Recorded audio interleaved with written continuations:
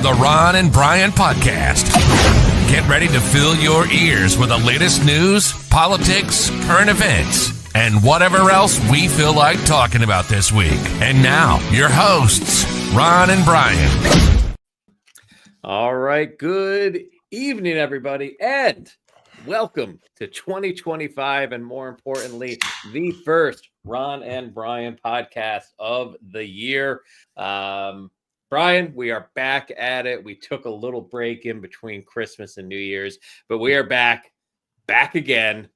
Look who's back. Tell a friend. Brian, how the hell are you tonight, friend? Listen, forlorn. Spending a weekend, I'm not sure if I use that term correctly, spending a weekend without you, not being able to spend my Sunday night with you, I'm not okay with that. I'm not okay with skipping a week. I understand championship privileges were called in. Yep, I understand. However, I'm on record to say we don't skip weeks.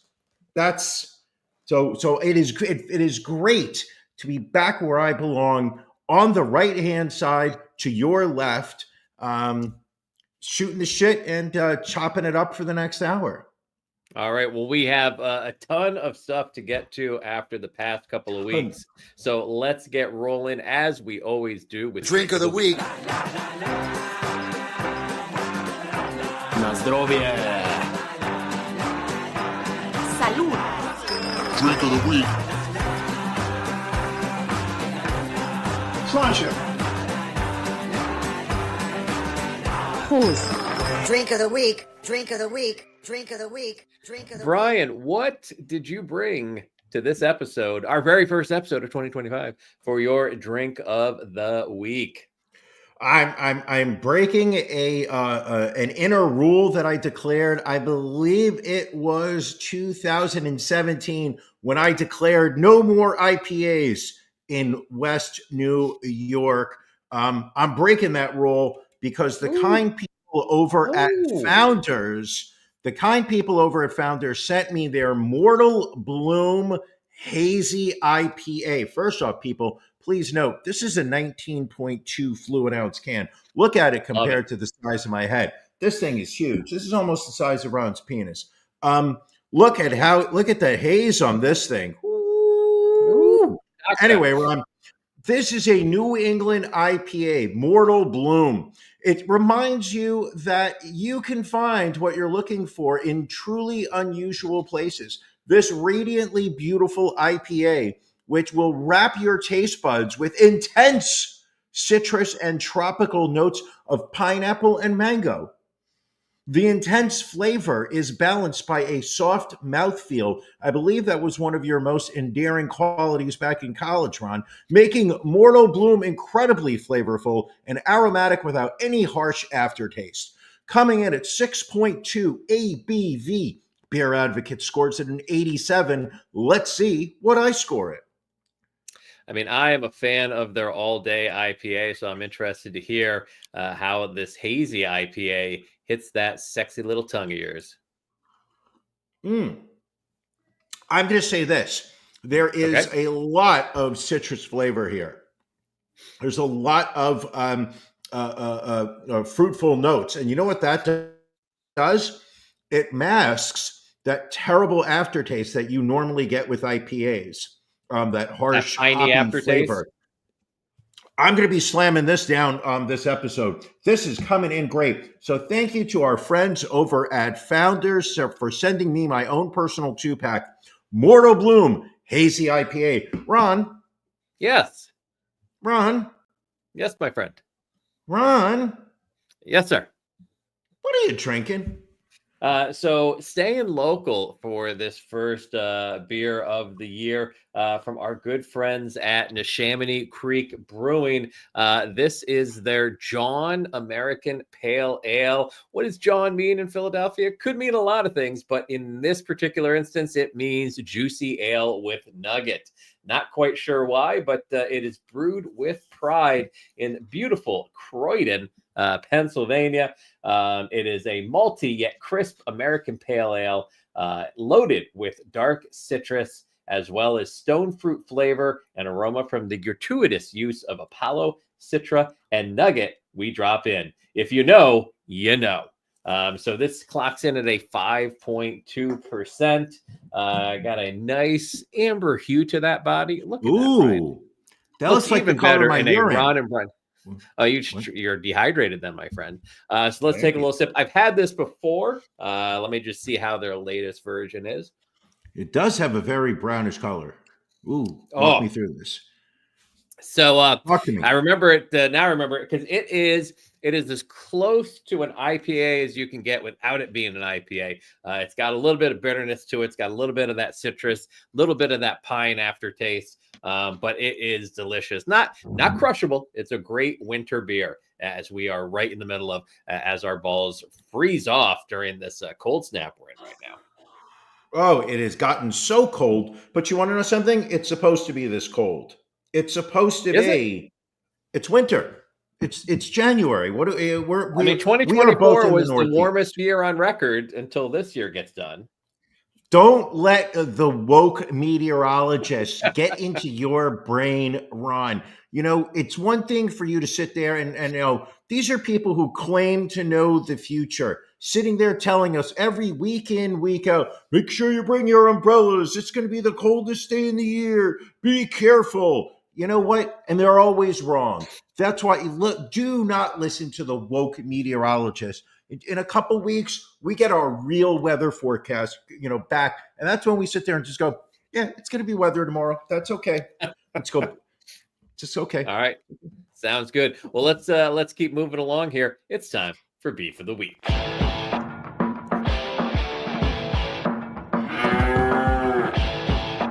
Ron and Brian's Beef of the Week.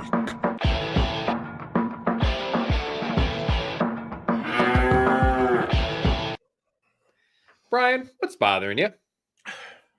I don't know if I've said this before. I feel like this is an offshoot of a previous complaint. You know, we were complaining about how tourists have taken over New York City. Sure. And everything now is like an hour-long wait. Every place you want to go to is an hour-long wait. If you're lucky, it's an hour. Yeah. Over the past 2 weeks, you know, I spent quite a bit of time walking around New York City, you know, looking at the things that the tourists were out there going to do. And I realized that something tragic is happening. And that is the tourists are now, and it's not, I don't believe this is happening just in New York City. I believe this is happening globally, which is there has been a tragic loss of people trying to have their own experiences. And because of social media, they are all sliding towards recreating what somebody else has already done. And the examples I give are you know, waiting in line for an hour to go take a picture with the bull on Wall Street. That used to be about, you know, maybe 6-7 people at most. Now you've got a crowd of about 40. Didn't used to happen before. There is a bagel place a couple blocks away from my office, Liberty Bagel. Good, not great. However, they have a rainbow colored bagel. Oh, where it's like 14 different colors all in one. Yep. Now there is a 40-minute wait to get into the store. And what I'm realizing is that tourists, when they are researching where they are going to go and what they're going to do, are sitting there going on social media, looking what other people did, what is trendy, going to Bryant Park and waiting online for strawberries. It is literally nobody is out there anymore, seemingly, you know, creating their own experiences, blazing their own trail, just visiting a town, doing what they're doing. They're literally going there and trying to have an experience that somebody else had that they watched, and now they just want to follow. So it is driving me up a wall. People, the loss of creativity, individualism that I have seen in the tourist industry in New York City. I know that it is a worldwide epidemic, and that's what's pissing me off this week, Ron. Fair enough. I understand where you're going from. Listen, we drove down into Philadelphia on December 31st because we were spending New Year's Eve down there and drove by the art museum. I was shocked. You know, the Rocky statue is still popular after all these years. had to be Sure. a good 30 people in line waiting to get their Yeah. photo taken by the Rocky statue. Exactly. And I'm sure is the portal still open that you guys have down there? It was because on New Year's Day, some people took video of the mummers over by the portal, which I'm sure confused the hell out of people in Lithuania as to what they were looking at. But yes, the Can you portal is, remind I me what think, the mummers are? I'm still not 100% sure what a mummer is. There are these clubs in like South Philadelphia. They have their parade on New Year's New Day Year's Eve, correct. every year. The clubs they put together like a musical performance in costumes, and you've got the fancy brigade, you've got the comic brigade, like it's a whole thing. No clue Okay. why, but No clue. Okay. but we'll get to that when we talk about Got it. New Year's. But listen, I've been in Philly when we've driven past the art museum. There was always a handful of people, 3, 4, 5. Handful, yeah. Now it's 30. Everybody's Yeah. trying to have the exact same experiences, and Yep. it's. I don't understand it. Why do you want to recreate what somebody else did? Right. Go and explore the town, but you're not exploring anymore. You're walking in there with a checklist of 12 things you saw on social media that everybody else is also doing. You know what the new thing in New York City is? People taking the tram from Midtown Manhattan. It goes in the air and it takes you to Roosevelt Island, which is the strip of land between Manhattan and Queens. Nobody gave a shit about the tram up until about 3 months ago. Now it's an hour plus long wait. Everybody I just thought you wants were to going to take the say tram. the new thing was setting people on fire on the subways, but the tram makes a lot more sense. Fucking wild. And I'm going to tell you something. I am so angry, not angry, disappointed. You're not mad, They you're had just disappointed. just disappointed. You would imagine in today's world, the video would have leaked of him that migrant setting the homeless woman on fire. And I don't know if she's actually homeless. I This don't past believe she week was. they released her name. Ironically, she was not the suburban white mother who had just fallen asleep on the train that was being passed around Facebook about a week and a half ago, getting all the suburban white mothers up in a tizzy. Oh my God, look what they did in New York. No, apparently this was a woman who had several run-ins with the law of late. Not that she deserved to be burned alive. Don't misinterpret me. Thank you for qualifying that. Why not? The lawyers, they always say when we get the notes from the lawyers at the end of every show, they're just like, hey, Brian, please, taper back on this. So, every now and then I throw them a bone.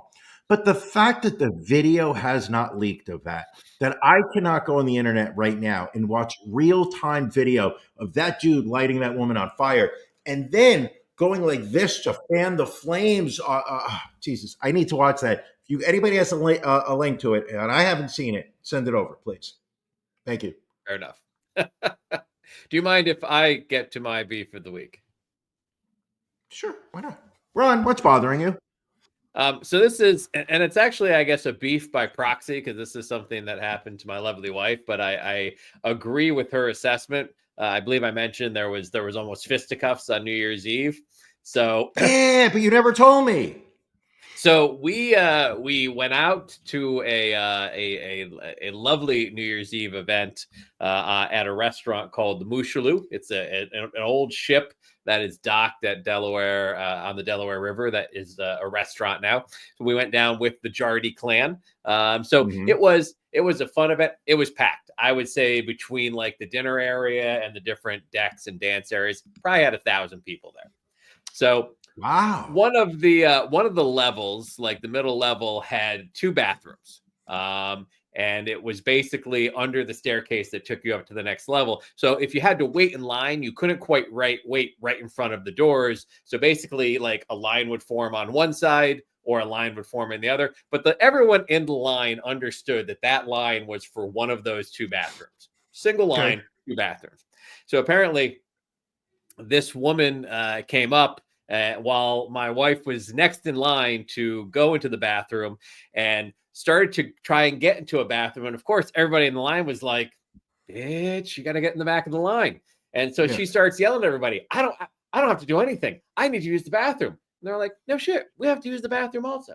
So this woman apparently disappears and comes back like 3 minutes later. And she's like, well, I talked to the manager, and the manager said I can use either one of these.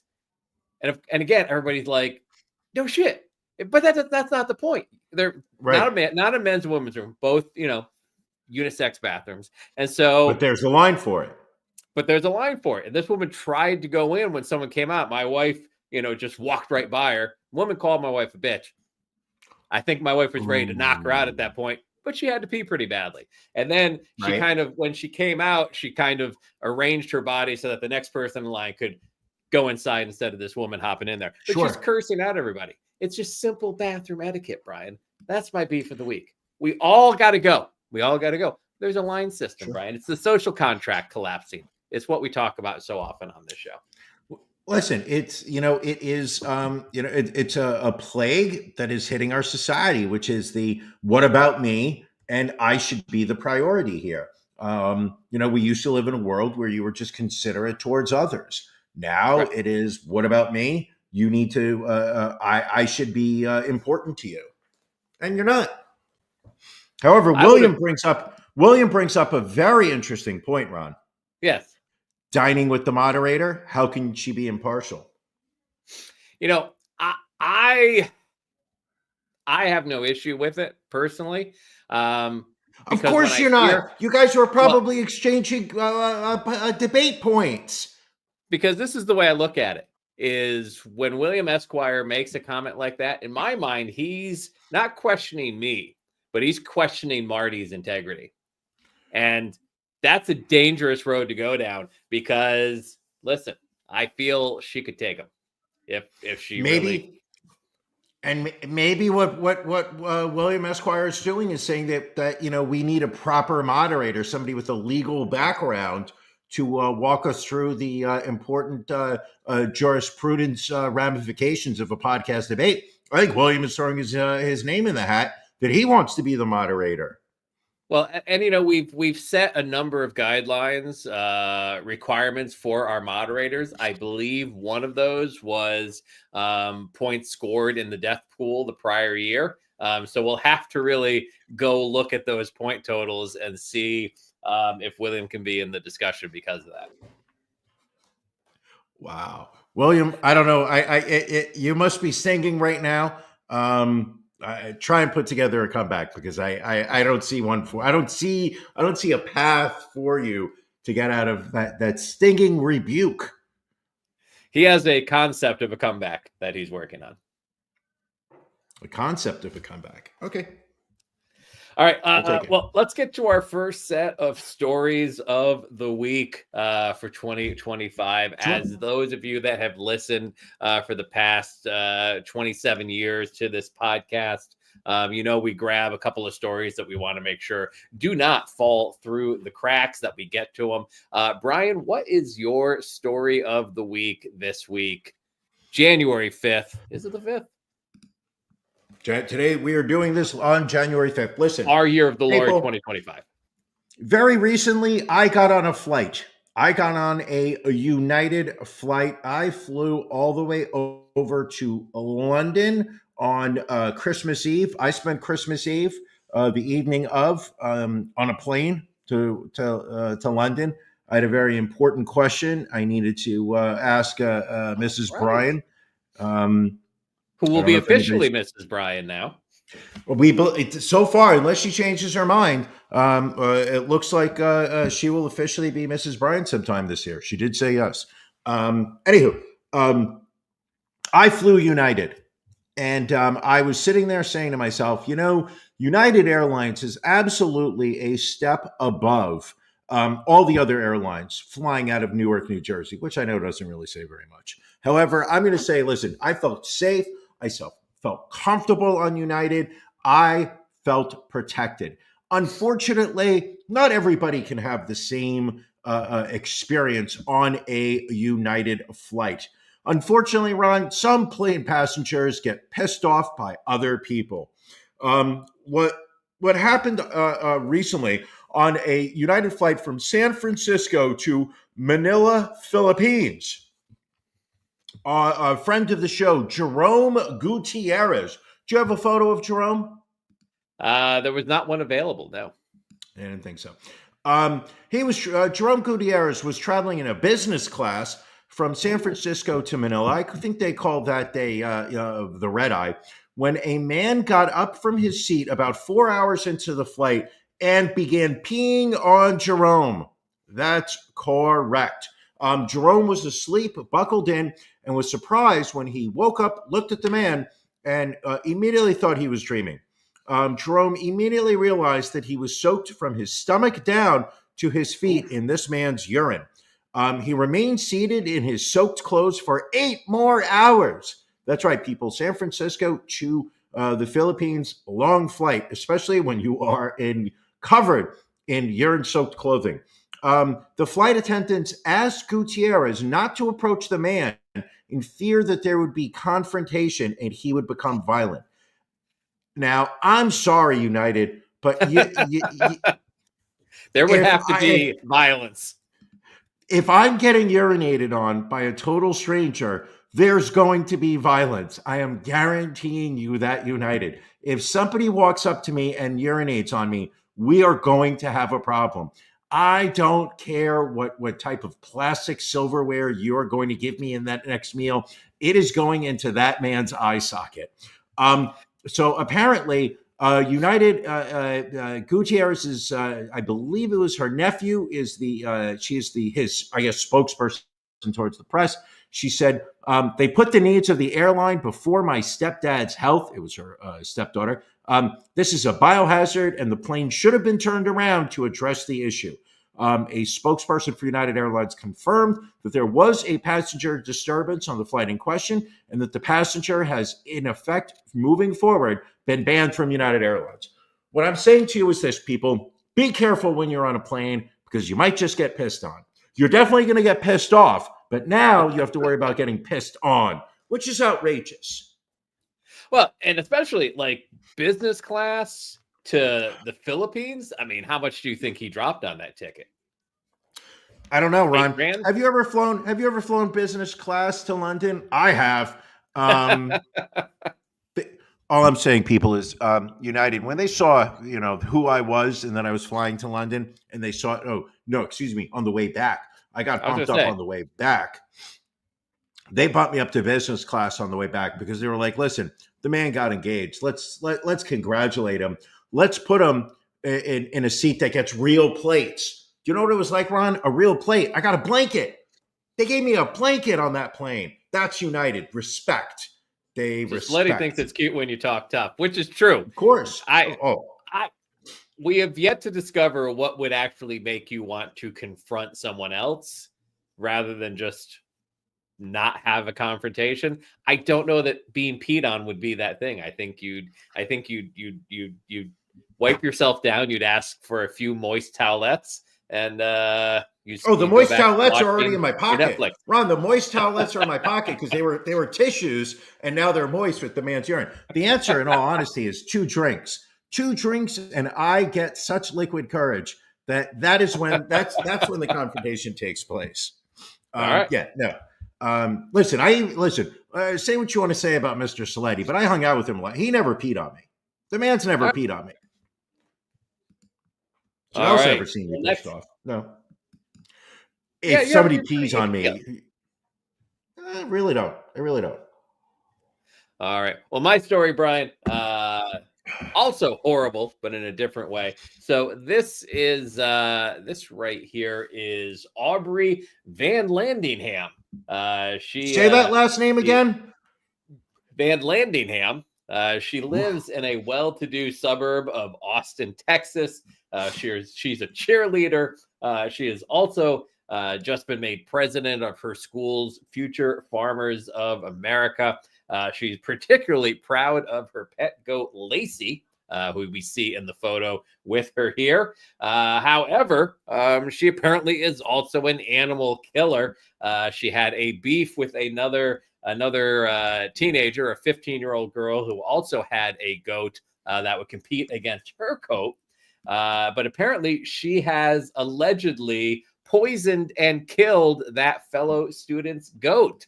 She is No. facing the prospect of up to 2 years in prison if convicted of poisoning 6-month-old Willie the goat twice over a 3-day period, eventually killing him. Oh. She showed no remorse when authorities launched a probe, allegedly telling cops, "quote I don't like cheaters."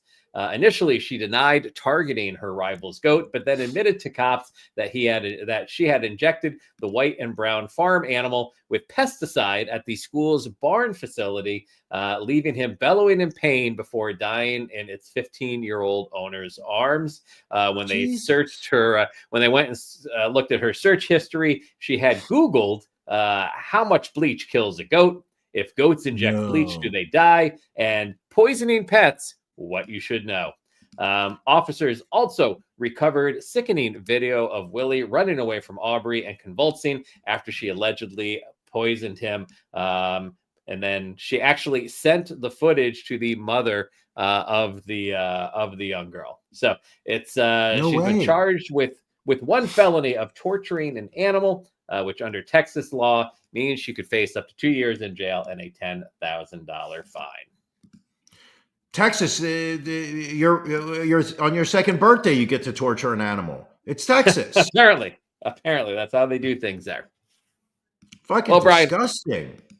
as is history here on the Ron and Brian podcast, we love to offer up predictions for the coming year, while also looking back at our predictions from the past year. So I can think of no better way to really get things going in the heart of the podcast here than with our predictions. Do we want to look back at 2024 first before discussing what we feel is going to happen in 2025? Yeah, I think we review 24 first. All right. Why don't you start, my friend? What was one of your predictions from 2024? My first prediction last year was that Donald Trump will be elected president in the November elections. Unfortunately, you were correct on that one. Correct.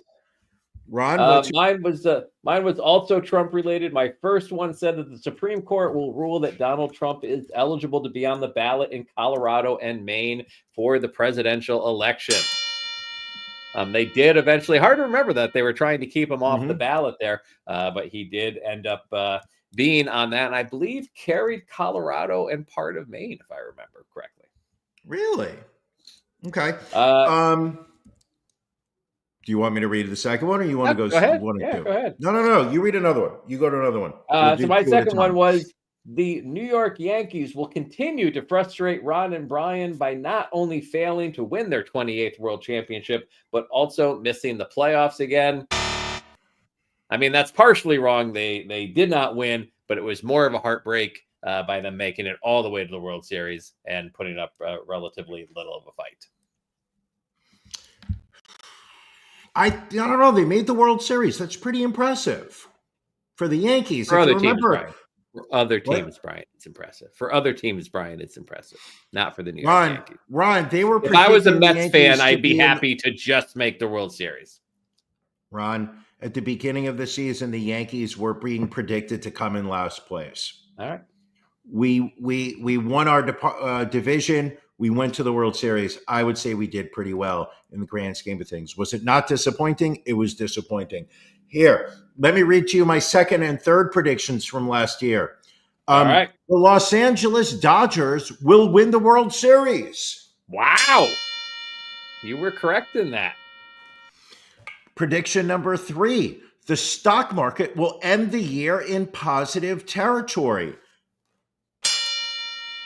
S&P up 23.3%, NASDAQ up 24.9%. I'm 3-0, Ron. There you go. What do you got? See. My third one was Twitter stock will continue to drop in value, eventually trading for less than labor smart. Actually, you can't even buy Twitter stock now. The company has been taken public. So I'm going to need a ruling on that from you, Brian, as to if that's correct or not. It's I'm going to say that disqualification on that one. All right. Next, I said Israel Prime Minister Benjamin Netanyahu will be ousted from his position. Looked like that was going to be the case, but he ended up holding it for the whole year. Brian, what were your others? What do I have? Here, the Ron and Brian podcast will double its current Patreon subscribership. People really let us down on that one. Fucking disappointing, man. Fucking disappointing. Here's one. This one, I don't know how I was so wrong on this one. Ron will not have a pool installed in his home.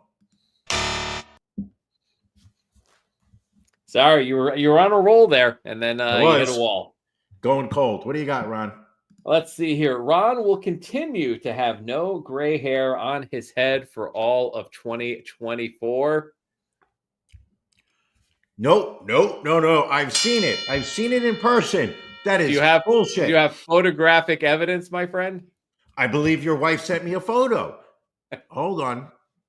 I will look it up because I'm going to claim that's bullshit. It's bullshit. My next prediction was Jason Momoa will replace Cillian Murphy as J. Robert Oppenheimer in the sequel, Oppenheimer 2, Fuse Harder. Very disappointed that they couldn't get that sequel together. That's a shame. What's your next? Where was I? Oh, here. Neil deGrasse Tyson's name will be linked to Jeffrey Epstein's island visits. No, I was wrong on that one. Yeah, I didn't see that. Got that wrong. Brian will visit an emergency room twice during the year for medical treatment. I'm gonna ask for a judge's ruling on this. Because I went to the emergency room once and I went to urgent care twice. Where does urgent Right, I'm asking Matt because I'd like him to be the impartial third party. Of course, he's counting it. Okay, he considers urgent care and ER to be the same. So kudos. Good, thank you. Ron, what else? I had Republicans will retake the Senate in the 2024 elections. Again, that was true. Democrats will retake the House in the 2024 elections. Obviously, they fell a couple of seats short on that. Brian. I said Oppenheimer wins the Best Movie Academy Award. Did it? Of course it did. I don't remember the. I also said that you were going to leave your wife and embrace the swinging furry community. You continue to swing for the fences on that one and miss. I'm going to be right one year, and when that happens, I will take my point. Congress will produce no meaningful legislation for the year, but will generate numerous thoughts and prayers. I'm giving myself that one. No doubt. Nailed it. No. You nailed that one. My final 2024 prediction was that my backyard pool will finally be completed. And as of early July, yes, we were swimming in a cement pond. Oh, that was that pool is nice. My last one, I got this one wrong, which was Brian wins the Super Bowl bet and retains his 51% ownership of the Ron and Brian podcast universe. I got that one wrong. You won the belt back for me. Just checking, Ron. You still have the box that came in, correct? That I mailed it to you? I do. Sure. Okay. Just making sure. Where I keep your balls stored. Oh, was that all 10 of your predictions from 2024? Yes, that was all 10. All right. Let's look at 2025. I mean, I think we had a better batting average in 24 than we did the year before. So I am hopeful. I went 5 and 5. You know, I think, 5 and 5 as well. So there we go. Very well all right. Done. All right, let's do this. So my first prediction, Ron will continue to be the podcast champion in 2025, saving society from another failed Brian title reign. Brian, first. The war between Russia and Ukraine will come to an end. Trump's coming into power. There is a Republican controlled Congress. The money and support for Ukraine will dry up very quickly. And Russia, which is depleted militarily, is just as anxious for a negotiated end to this war as will be Zelensky's Ukraine. This war ends in 2025. So this one was further down, but I will move it up since you said it. I said the Trump administration will cut all funding to Ukraine, resulting in Russia winning the war. So I think we both are thinking that will happen. Boo, you guys lack creativity. Hurtful. Words hurt. Brian, what's your next one? I said that the United States military will attack at least one Middle Eastern country. Now, I'm not going to say that it's a full-fledged military invasion, but we will definitely attack a Middle Eastern country. Absolutely. Trump needs to show that he's back in business. All right. Trying to be positive again with this next one, Brian. The New York Yankees will win their 28th World Championship. Well, that's a loser. I'm going to say, listen, they just don't have the team for it. They do not. They lack the fundamentals. The stock market will end the year lower.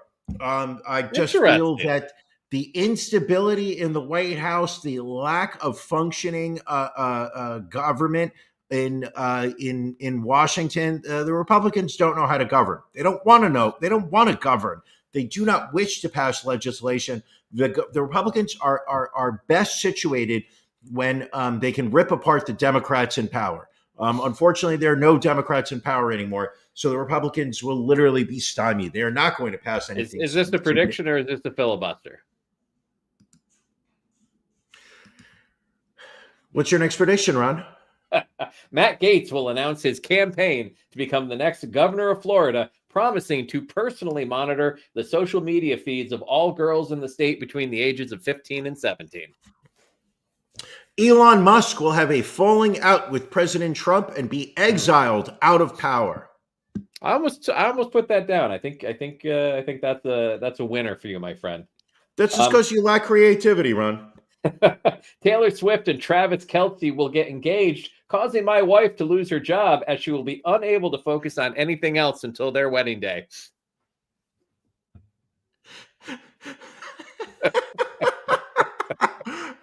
Unfortunately, I can see that one coming true. So could I. Oh my God, so could I. I could see her literally coming into your office in the middle of the afternoon to be like, Ron, they just leaked what his tuxedo is going to look like. He's wearing cream. He's going to wear cream. And you're just sitting there, okay, like faking numbers in a pro forma, being like, doesn't affect me in the least bit.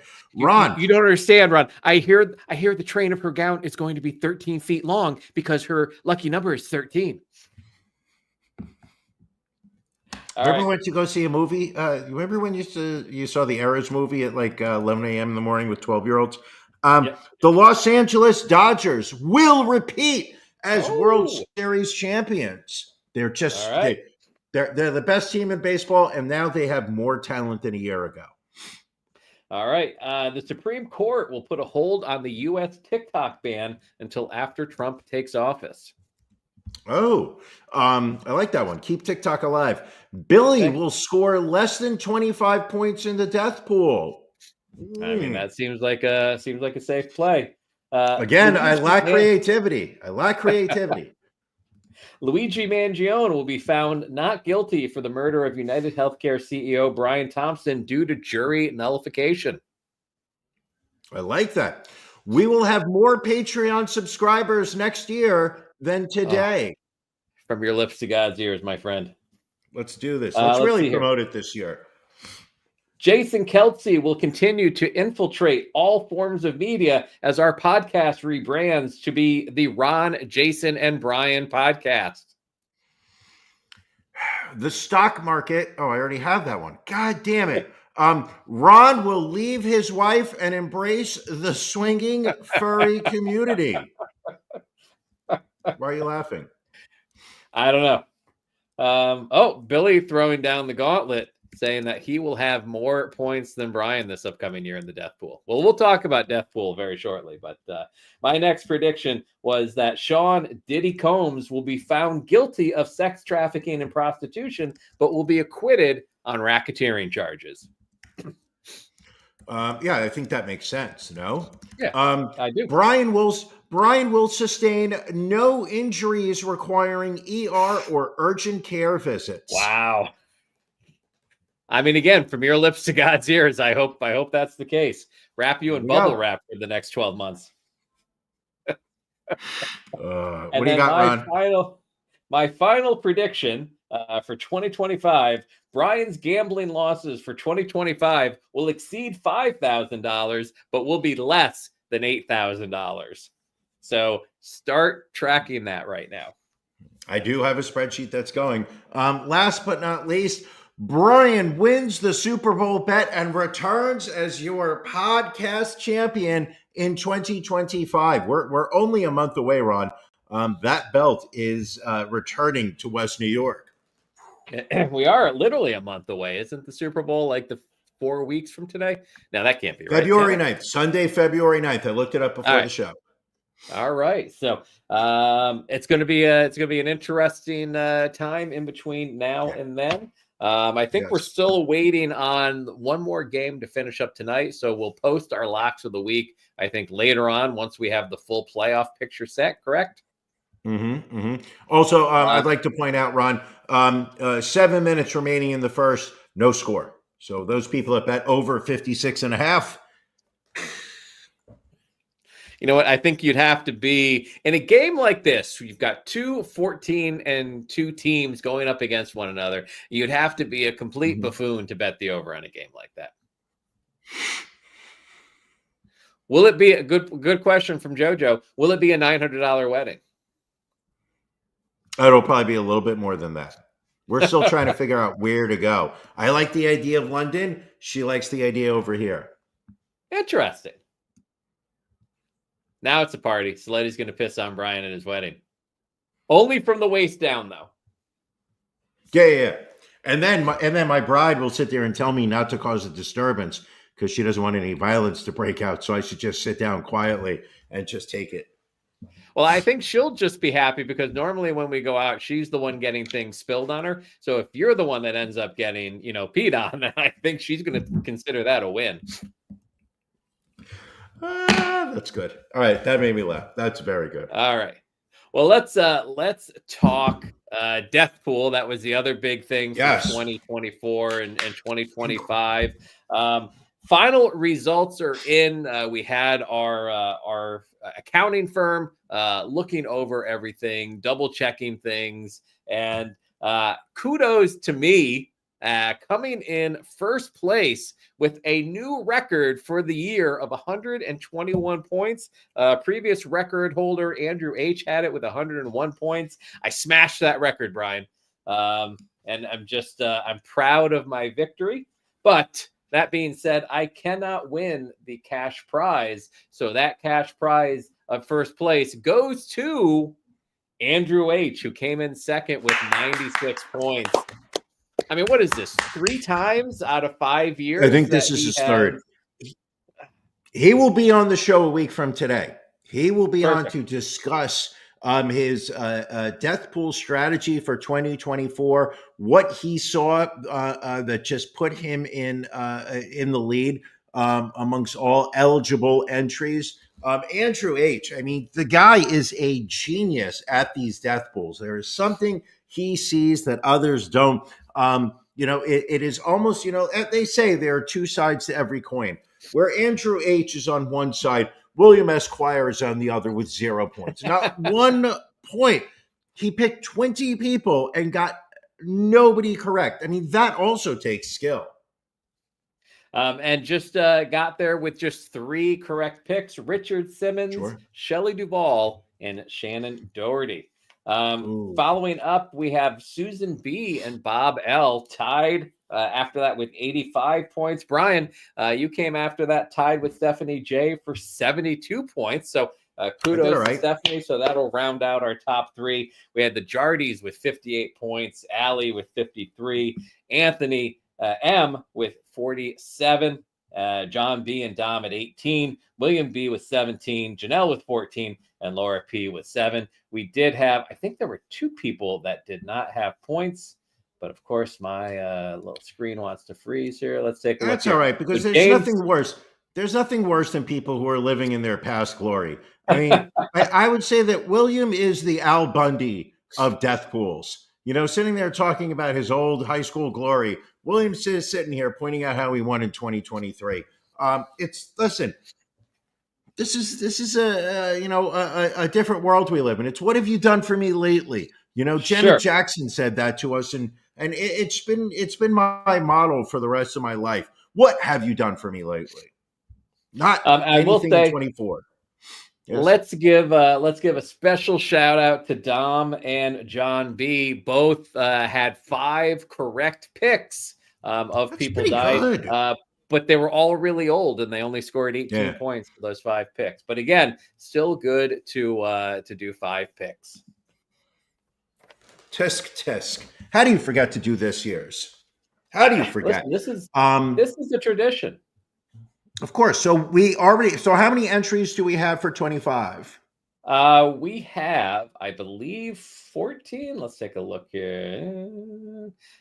15 entries for Ooh, the that's very good. 2025. Now, Have you I have a looked over question. the entries, Brian? What are your thoughts on some of these entries that we've seen? Before we get to the actual entries, I need to call you out on something.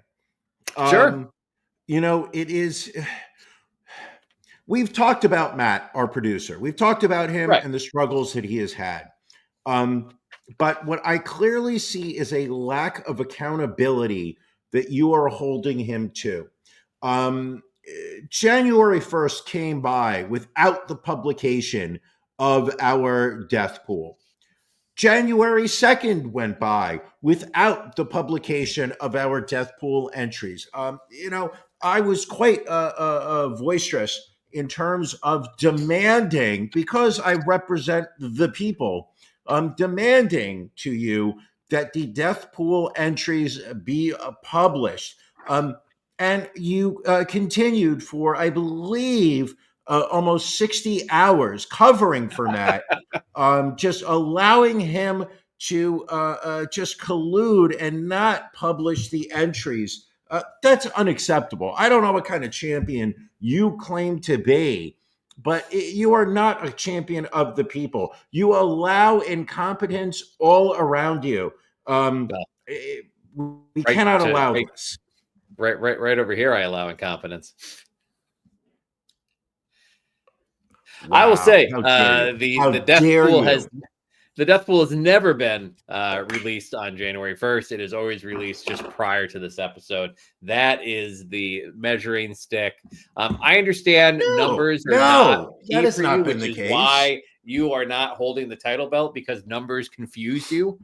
You don't know how to bet. You don't know how lines work. I get it. Are we done beating each other up? Can we talk about the entries a little bit? Yeah, let's talk about the entries this year. What do you see that is just the standouts? Again, well, just some interesting death pool by the numbers. Bruce Willis, once again, the most picked celebrity. Yeah. He had 10 votes last year. He got 9 this year. Rocketing up there, no surprise, Wendy Williams is on 8 entries. She had a bit of a rough year, obviously. Yeah. Same with Ron Jeremy, up to 7. And Sure. I think people will be shocked if Ron Jeremy makes it through this year, but you never know. He's made it through previous years.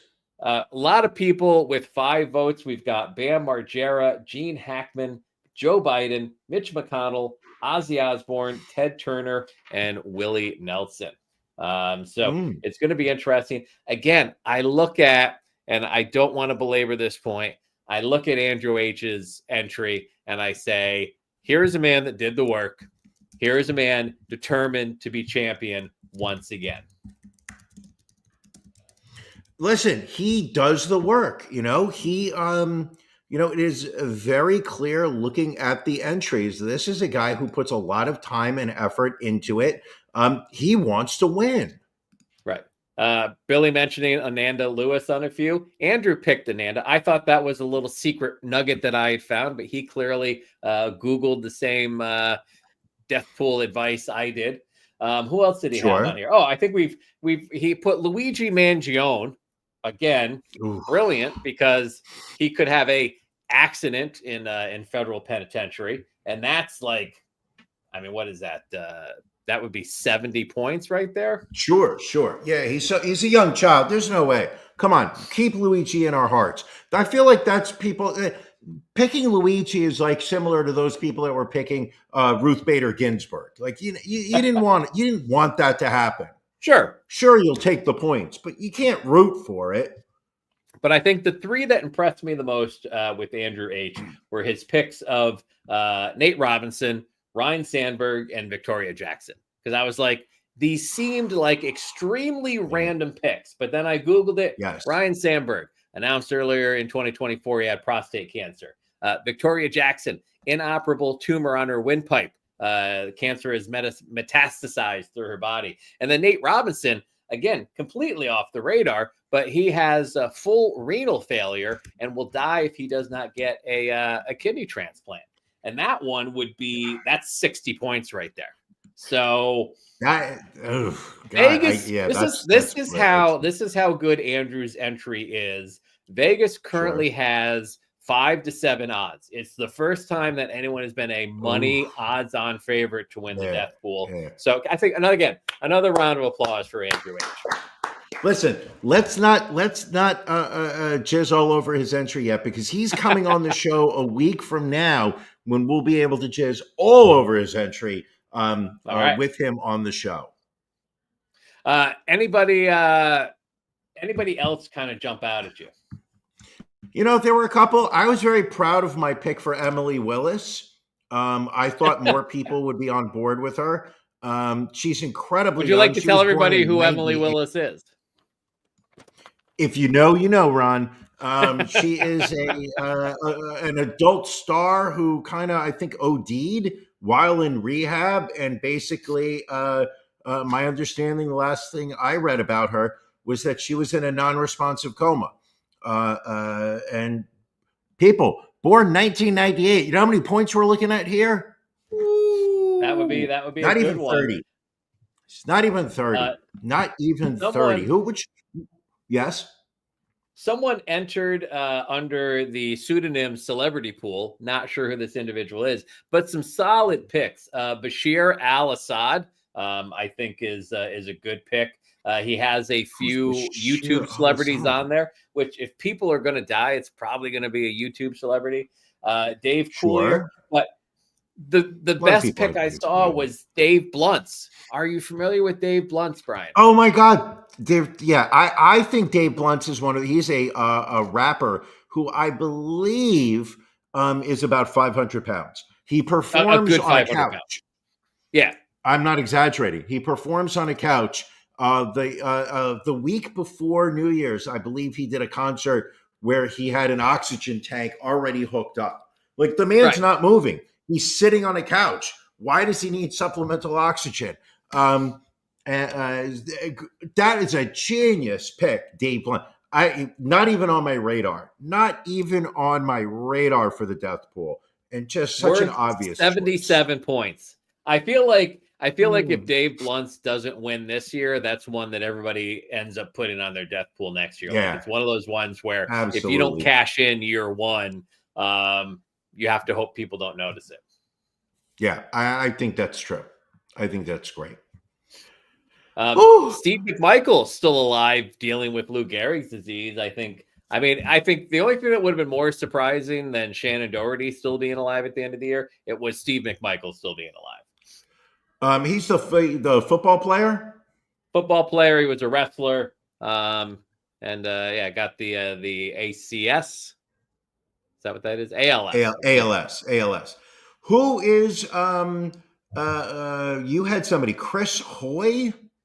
Chris Hoy, British Olympic cyclist, diagnosed with stage 4 cancer. Jesus. Which, again, I thought that was good. Bob Lamb and Susan B also had them in his entries. I was so pissed off when I saw that. Well, a lot of people look up who's sick, who just recently got diagnosed. That's why Dave Coulier, James Vanderbeek popped on some lists. Clint Eastwood, Janelle's saying I don't think anyone picked Clint Eastwood. We've got Clint was on 3 or 4, I think. Yeah, but he's also old. I mean, the problem is once you get to somebody who's in their 90s, it's not a lot of points. Right. Just from a statistical perspective, you're giving up a lot for that one. Yeah. So because he is what he is, I'm going to try and do the math. He's 94, right? Yeah. He'll You be said 95 in May. Yeah, that's a lot. That's not a lot of points. That's like you're going with the Dom approach, which is just like, I'm gonna knock out as many people as possible, and the points will accumulate. People like, another approach like an Andrew H, which is like, I'm gonna pick people who are in their 40s that are set to die. I'll take those 60 points. Yeah. I mean, I think anyone who picked Bam Margera, always a possibility. Always a possibility. But he seems to have put it together. But you never know. He could go off the rails at any time.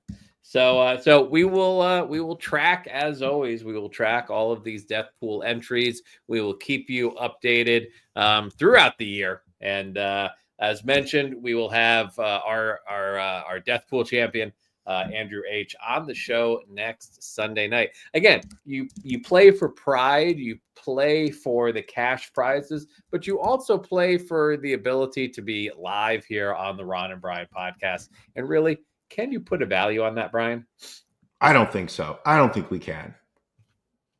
Let's see here. What other stories? What are you watching, Ron? No. What are you watching? What are you watching? Me? What am I watching? Me? I started watching. I'd say my wife started watching Dexter Original Sin. So the prequel of Dexter. Yeah. I'll be 100% honest with you. I have not watched any Dexter at all in my life. Right. But my wife, big Dexter fan. She likes it so far. She says the actor that is playing the younger Dexter very much has all the mannerisms, speech patterns. Christian Slater plays his dad. I mean, it's a pretty solid cast. So I started watching that. Finished the latest season of Squid Games. Thoughts? No spoiler alerts because I know other people that are watching now have not seen it. Squid Game. What are your thoughts? Good. Not as good as the first season. I don't even know it was good. Felt I'm going to be honest with you. I will say this to you. It felt like the characters this year were nowhere near as interesting, or I don't know the right word. I didn't feel these were characters you could connect with. Whereas season one, they had the old guy that you kind of cared for. They had the little, the girl that was, a street thief. They had like the little mob guy that she reported up to. Like, they had characters that like you clearly could follow. This season, they had a lot of characters. Somehow a mother and son coincidentally are playing the game. Somehow a girl who's pregnant is now in the game, and the guy who got her pregnant is also in the game. And there's a transsexual that they're now felt the need to throw in. I just felt like the characters were less noteworthy in the sense of I cared less when these people were dying. Right. It just wasn't. And also, and the very fact, and listen, I'll do a little spoiler alert. If you don't want a spoiler alert, people, fast forward 38 seconds. 1, 2, 3, 4. No, I'm not going to count 38 seconds. What was the whole plot line of the police officer coming after? Because his storyline doesn't add up anyway. It's almost as if like they cut off season 2 in the middle, and they're going to pick up at a later point. Well, they basically left it after episode 6 because they're going to have a third season, which really, if you're only going to give us 6 episodes, I don't know if that counts as a full season.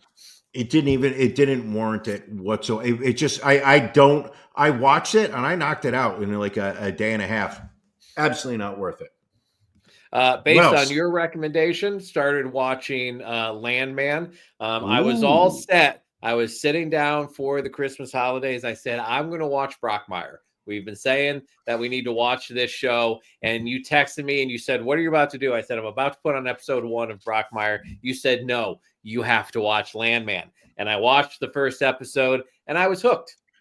Yeah. I will say, I feel like it's starting. The latest, did you watch today's episode? No, I did not. I did not watch today's episode. It feels like it's starting to fall into that kind of Mandalorian area where it's like it's similar stories, just different, involving different characters. Sure. And and Billy Bob Thornton is apparently not scared of anything, not scared of explosions, drug cartels, bosses, whatever. Sure. That's why he has this. Again, I think it's a good show. Also on Netflix, I watched the new Kong and Godzilla movie, A New Empire. Listen, great movie? Not at all. But if you like King Kong and Godzilla, it's a fun little ride. Okay. Which I believe was your nickname sophomore year in college, was Fun Little Ride. But I digress. I think that's all I've watched. There's a little dearth of shows right now. So I'm hoping with the new year, there'll be some new stuff coming out. Ron, I think the Jerry Springer docuseries drops this week. Yeah.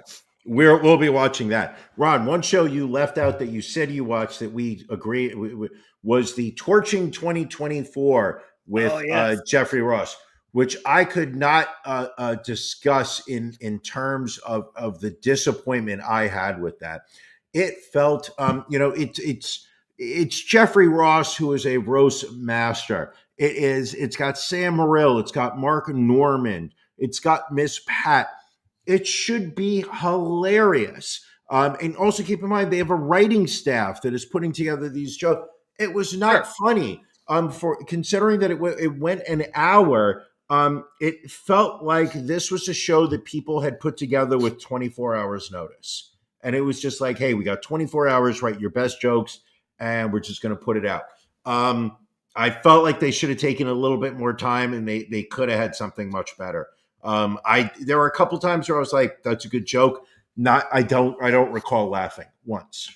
It was not. I enjoyed it. I would agree. It was not wall to wall laughs, but there were some good lines. And overall, if you can laugh, cry, and pray in 42 minutes, I think that's time well spent. Okay.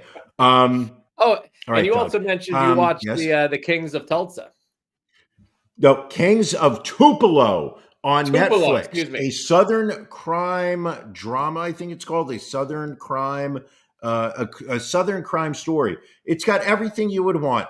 Elvis impersonators, ricin, in the mail, the White House, karate instructors, everything you want from Mississippi. If you want to get a sense of just of who is out there voting for Donald Trump and the Republicans, because you're sitting there saying that, these people are going to protect you. Mississippi is one of the most undereducated, underfunded states in this union. There is poverty everywhere. Everybody is on it. It is unbelievable how these people are just surviving. I watched the 3 episodes. Couldn't tell you that it needed to be made. Right. Like it felt like it could have been a good story. I think it would have been a great hour and a half documentary. Yeah. Hour 20, hour 30. Yeah. So my issues with it again, because when I first started watching it, I was like, I remembered back to when Congress and the White House were getting these ricin letters. Sure. And I was like, oh yeah, you never really heard much about it afterwards. So I was kind of interested in that angle. This is what lost me with the docuseries is it's a crazy enough story on its own that they didn't need to do all the little gimmicky crap throughout all of the episodes to try and make it seem even crazier. Like, all right. But that's what made it 3 hours long. You've got 2 brothers who are both Elvis impersonators who form Double Trouble. Double Trouble. Double Trouble. Double Trouble. My favorite part, where they're like, what? We thought about it. There was a Elvis Presley had a brother who died in the womb. What if he hadn't died? And they both went on tour together. Like I would have. So much one rather, guy is One I would guy's like much rather have them say 1950s we're both Elvis. playing Elvis at different lives, at different points in our career. Different But points. So instead, one, no, yeah. one of us is Elvis's dead brother.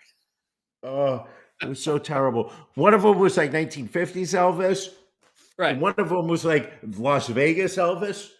And it was just, and keep in mind, And the let's just guy go on was record. married. And then he Neither of gets them were very divorced. good.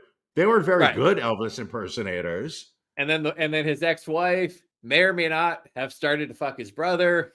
Like, Oh, she pretty much it was- did. But I think she was drunk in every interview that she had. Like every interview, she's sitting there with one of those little wine cups. They go, he loved my feet. He loved my feet. Like this was again. There were so was many such white trash. It's such white trash. politicians and strippers and the whole again. There was body the parts whole in story was crazy enough. refrigerators. Yeah, body harvesting, organ donor. Yeah. Like it was just so wild, and it was so unnecessary. It felt like they were sitting there being like, "Hey, Tiger King was pretty out there," and it really Right. struck a chord. Maybe Elvis impersonators will. This story will also hit. It did not. I also just every now and then I would like to, a lot of times we're talking about current things that are just coming out, but every now and then it's nice to go back and watch something that you missed when it first came out. I knocked out Queen's Gambit over the New Year's holiday.